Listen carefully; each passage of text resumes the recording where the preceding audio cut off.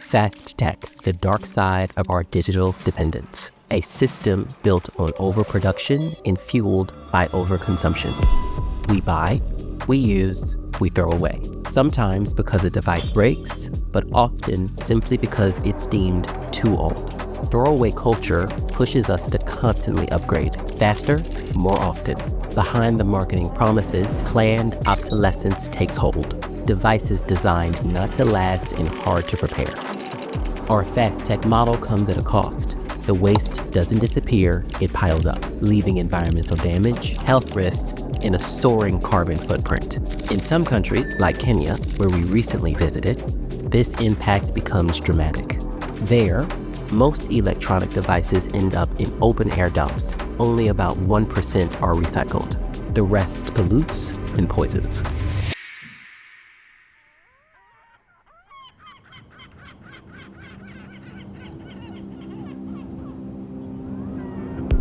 Once consumed and discarded, electronics, clothing, phones often end up here.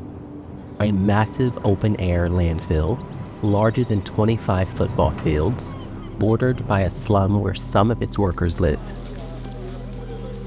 Each morning, waste pickers arrive to search for anything that can still be sold. At dawn, as trucks dump their loads, the search begins. Pickers looking for electronics and metals, treasures far more valuable than ordinary trash. A smartphone contains over 50 different metals. Many waste pickers focus on extracting valuable ones like copper, often without proper tools or protection, putting their health and the environment at serious risk.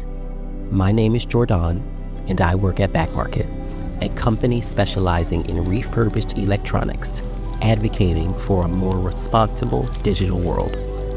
Today in Dandora, I've come to confront fast tech with its own reality, to witness the damage and meet those who endure it. Among them is Solomon, a waste picker since his teens, who walks the sea of waste daily. Dandora dam site is the largest in East Africa with more than 8,000 workers. Most of the waste pickers here look most for metals and the electronic waste. I always collect the garbage, then remove the plastics with the nylons, with the electronics. Then I go and sell them so that at least I can get something to eat or to sustain myself.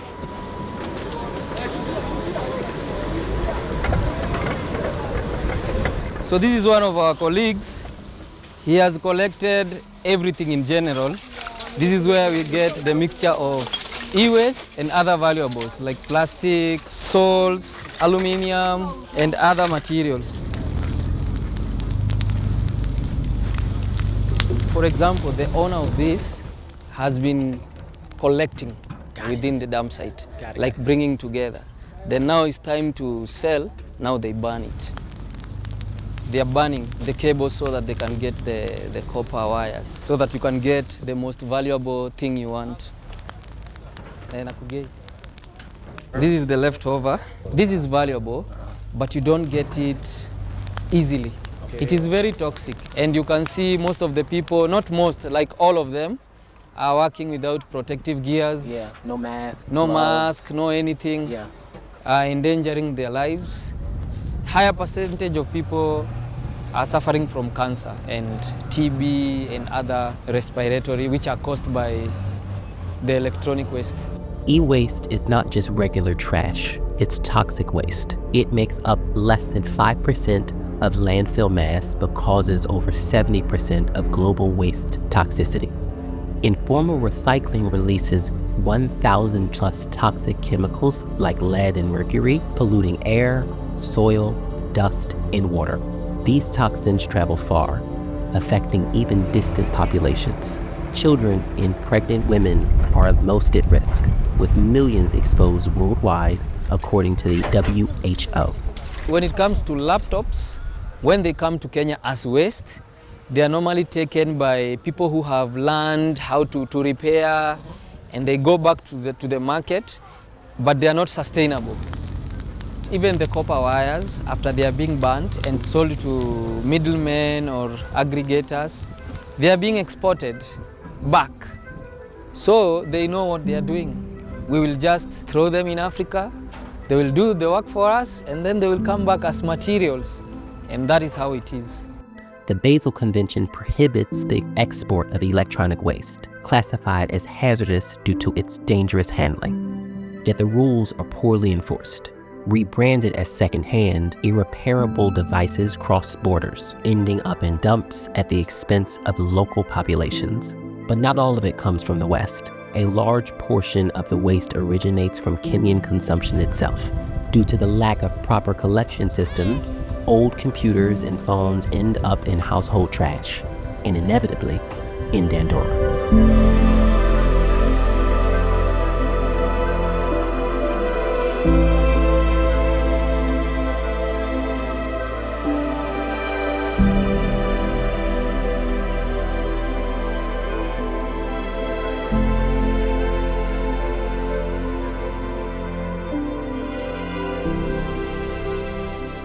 I am honestly really overwhelmed.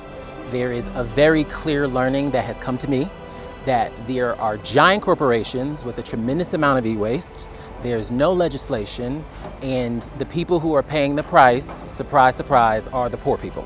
And I'm left with this feeling of powerlessness, wondering what we can do to change it, and still understanding and acknowledging that if someone's gonna do something, it has to be the government, it has to be a company.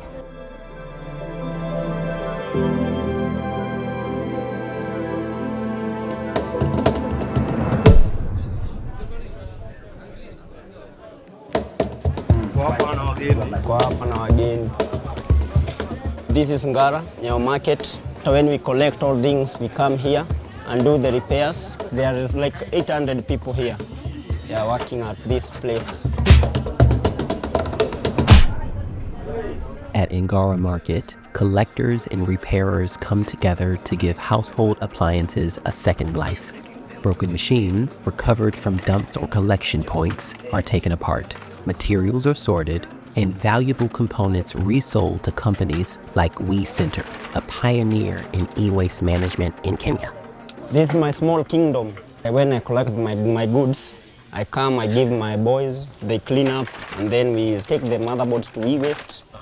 The rest that are functioning, we need supply to people. Where are you collecting the goods from? The goods we collect from centers, from schools, from dumping sites.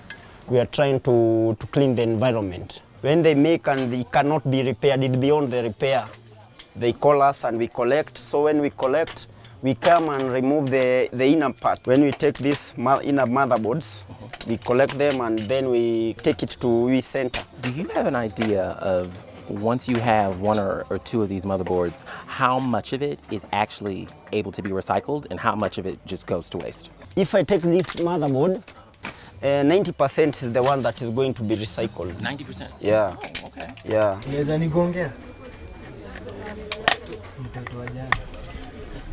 Separating my motherboards, making them to be clean. That's what I'm doing. This is like CPU motherboard. So when I go and sell them to like WEEE Centre, I'm separating some aluminum, magnesium. We have brass and we have copper. Yeah. Once sorted, Francis can sell metals individually based on market rates. Copper, found in motors and motherboards, is among the most valuable. But Francis isn't just a collector, he's also a repairman. Thanks to spare parts salvaged from the landfill or bought from broken devices, he brings appliances back to life. Once repaired, they're resold at a fraction of the price of a new product. This is how the circular economy works here. Nothing is wasted. Everything is transformed. Mimi naitwa Kamwana na hii ni shop yangu. Nafanya kulipea simu, laptop, radio, TV. Hizi TV zinatoka ni za wateja. Zimeletwa hapa zikiwa dead. na mimi spare natoanga huko, mingi zinatoa dumping site kama hizi tunatoa huko, tunakuja tunatoa spare, tunaweka hapo na tunaamusha. I'm really blown away and impressed by a lot of this because it looks like you're taking technology that would be in the waste site, but you're giving it a whole new life and you're making it more accessible to poor people and people who just need technology. Nilianzia kufanya juu kazi hakuna. Sasa lazima ujifunze kupata riziki ya kila siku. Kwa hivyo yule mtu amekona do kidogo, kuna ile kitu inamfaa. Yule mwingine tena anaweza kuja anataka kitu mzuri, nayo bei yake iko juu kidogo. But tunasaidiana juu hana na mimi sina, tunasaidiana ile kidogo wanayo. We are proud of because each and every one of us, we are trying to help us with the small thing we get so that our life we can move on. I can be happy if we can be able to get now these things instead of throwing them away. We can repair it and maybe somebody can use it for in future. This informal economy helps reduce the country's e-waste while supporting the livelihoods of many families, but it runs without regulation. Nothing is traceable. No one knows what's truly recycled, and the methods, burning cables, acid baths, toxic fumes, are poisoning workers and the environment alike. That's where the WEEE Centre steps in to train, equip, and document, not to eliminate the informal sector, but to support it, teaching safe sorting practices, tracking material flows, proving what is actually recycled. In short, turning well-meaning chaos into a truly circular economy, clean, transparent, and sustainable. Eventually everything dies. You need a resting place. So that's what we created by the WEEE Centre, which its mandate is to create a safe environment for all dead electronic equipments and also safeguarding our environment. Here, materials are sorted and separated safely without risking health through harmful practices like open-air cable burning. At their facilities, used electronics are tested and rebuilt to create new devices. Some of these devices are used by students across the country, learning basic computer skills, office software, and responsible e-waste management. When you look at the DigiTrack here, it's more than just a mobile classroom. It's a symbol of hope. We would like to see that the kids that have come here have been able to open their own businesses online. We want them to be included in this digital age. The WEEE Centre also supports local entrepreneurs committed to the circular economy and environmental causes. Like Francis, the one that we met the other time, you can see Francis has been able to really grow his business, employ more youths. So I think that's quite inspiring. Education plays a key role at every level. First, by training workers in safe, effective techniques, then by equipping future generations and turning second life electronics into powerful learning tools. And finally, by raising awareness, because knowledge isn't just power, it's the first step toward lasting change. Currently, Kenya produces about 51.3 metric ton of e-waste every year. 1% in Kenya that is being recycled alone. Only 1%. Circularity is the right way to go. Circularity means that if we are able to rethink, remanufacture, redesign how we produce certain electronic equipments, we might be able to actually make it a little bit more sustainable in the future. The next generation is eager to unlock local solutions like Fixers, a project that offers educational programs in e-waste management, repair, and refurbishment through an online platform and university-based clubs. Today on our trip together and had some very interesting conversations on how we can add value to the whole chain and be useful, or we can increase the efficiency of already existing systems to benefit those who are disadvantaged by the problem of waste. So having a problem is not discarding a device, it's just a new opportunity to make another device or even a better device. Fast tech, in its throwaway culture, here and everywhere, is not sustainable. It's urgent to slow down this frantic pace, whose impact on our planet and societies is already catastrophic. But there are solutions at every level.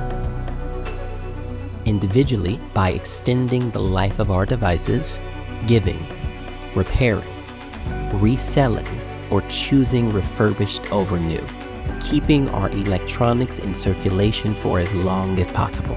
Legislatively, by defending the right to repair and demanding that manufacturers design products made to last, dismantleable, repairable, and meant to be passed on, not discarded. Companies that are producing waste, they are reducing problems to them and creating problems to us. And that is how it is. They should come up with new ways of making the electronic waste to a point that when they die, like the laptops, they are just going the way they are to their producers. Collectively, when reuse is no longer possible, by ensuring a responsible end-of-life process, that responsibility can no longer rest solely on consumers. Brands too must take accountability for what happens after, even when their products cross our borders. All of us play a big part in this. It's a global challenge. And I think it's also for all of us, again, to partner together and see the mess that we all created, how we are able to resolve it.